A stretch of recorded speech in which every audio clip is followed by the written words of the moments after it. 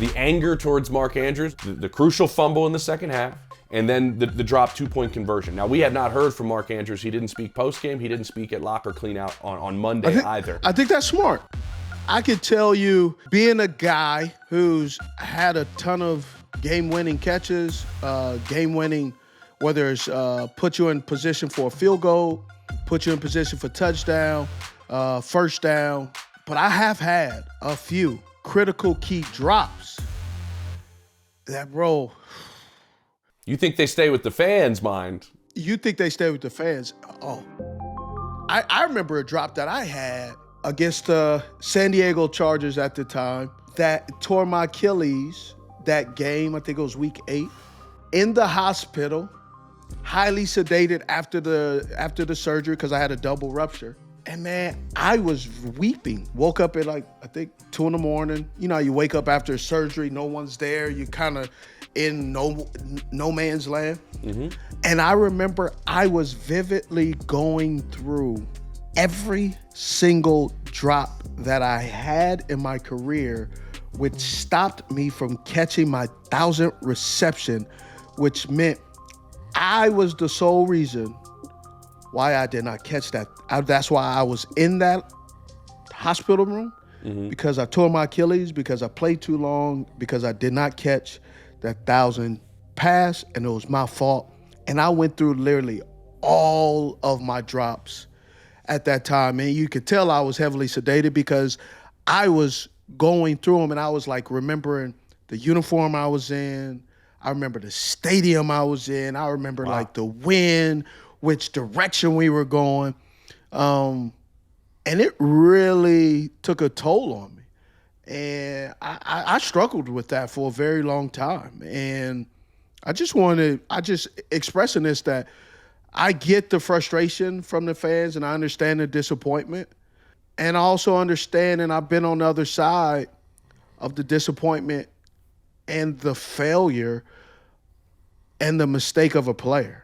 And I'm not saying either one is greater than the other. I believe both can be there at the same time.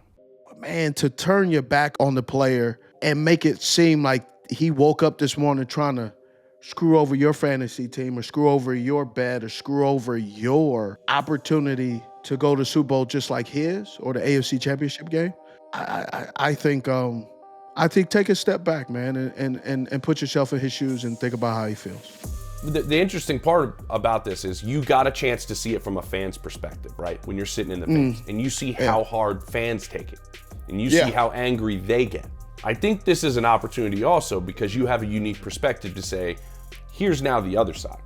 Here's the player. I know you've watched your team all season long and you've invested your Sundays. These guys have invested player-wise every single moment of the last 10 months maybe, because what do you take a little break after the season, but then you get right back at it in February, when March. It comes to February, March, and then you're back at it training, you're back, and then it goes all the way, and then when it has that end, that abrupt end, specifically in the postseason, it's harder on the player. I'm sorry, it's harder on the players than it is the fan. Well, first of all, I believe it's hard on everyone, right?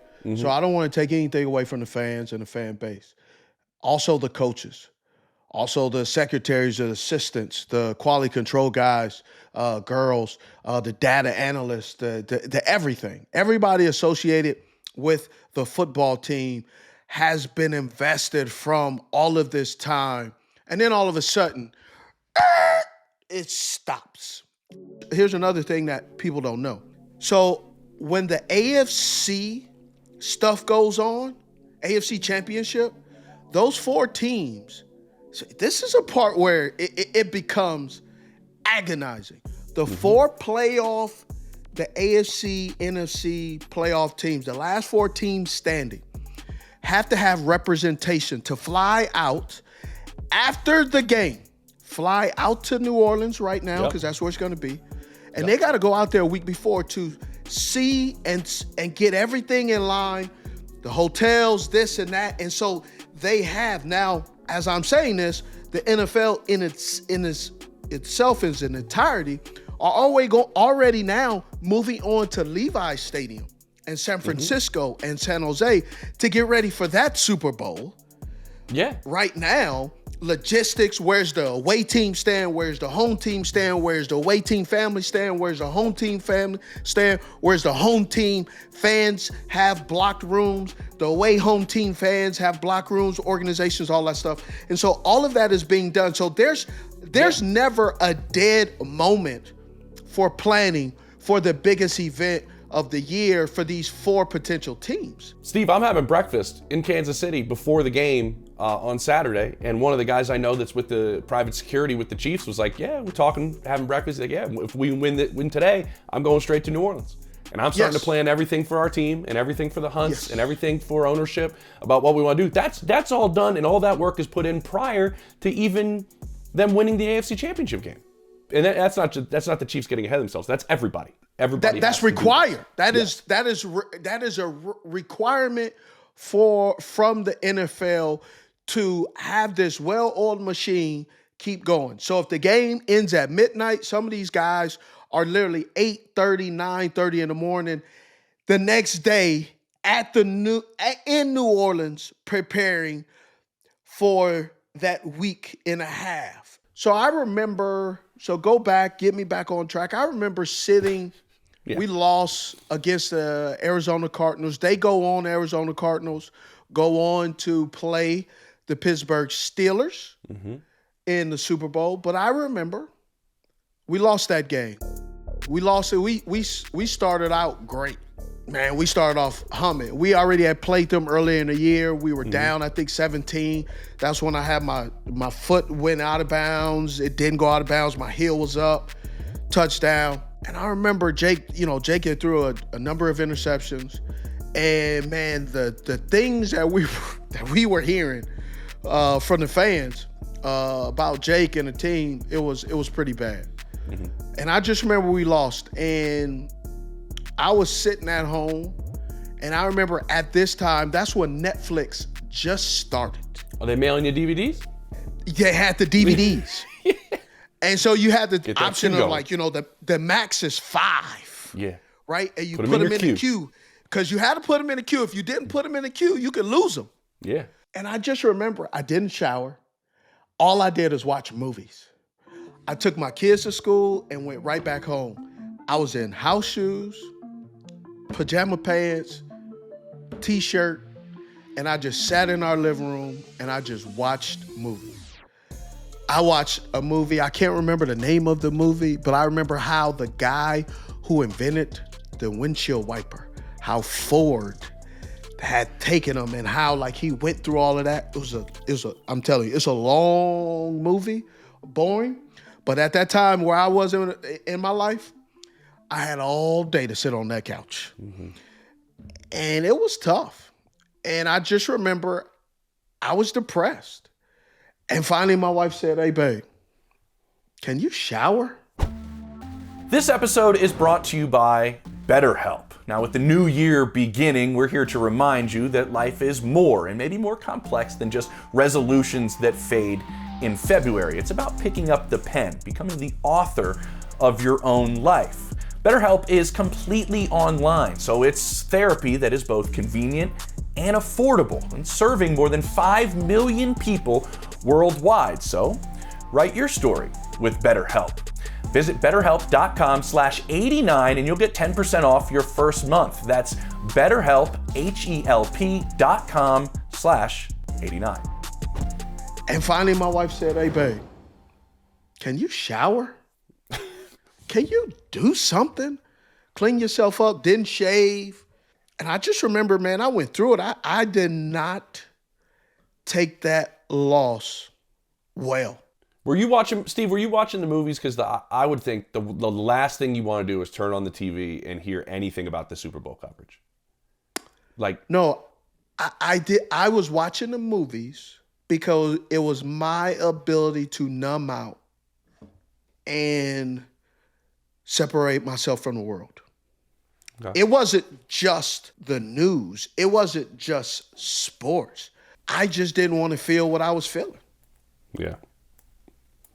Get it. I had no desire to get up, show up, or be present. How long did that last?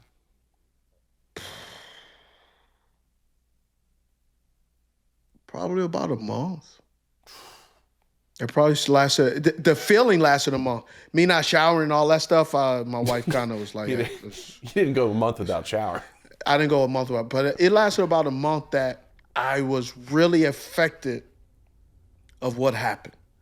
And what was shocking at that time, that's when I was already pretty knee deep into my sports psychology, but with my sports psychologist. And I didn't even meet with him at the time. I just did not want to deal with any of the feelings. And I think me watching movies was my way to avoid processing and avoid dealing with it.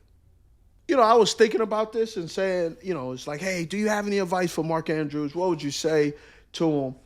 You know, I when I was driving home yesterday, me and my daughter, when we landed back in Charlotte after everything, I really don't have any advice for Mark Andrews. You know what I really have advice for?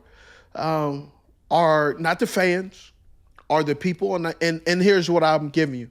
You know, those guys that are clean out there, and I can feel myself getting emotional a little bit. You know those guys that are that clean out their locker rooms? Yep. The media comes in there and they put a microphone in your face and they ask these guys, what do you think? What is your plans? Yep. One, they're putting their damn whole career in a freaking trash bag. And they're supposed to take it home. These guys, there are going to be some players in there out of the 53-man roster.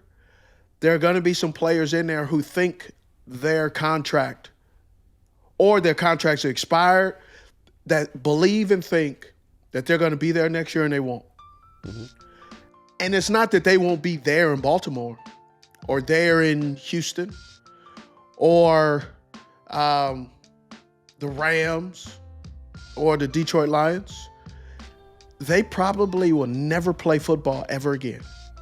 And nobody knows that. And the last thing they're going to remember is that. And so I would just say give them some grace, man. Understand that these guys, and it's not about money. Take away how much money some of the players make, because not all of them make a ton of money. Some of them just make enough to give them a head start to what reality looks like on the other side of football, which is just a regular dude. And some of these guys will never play their dream ever again. And will never get to put a helmet on, will never get a shoulder pad, will never be able to run out of that stadium as a member of that team anymore.